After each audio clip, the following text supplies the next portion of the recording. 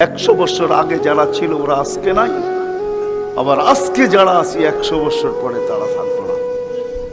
এটাই ছিল সত্য।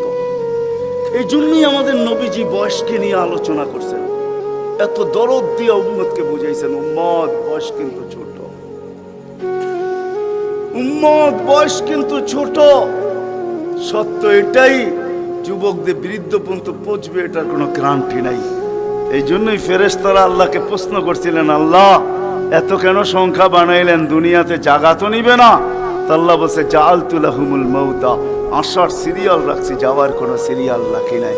আসবে আর যাবে, জাগার অভাব হবে না।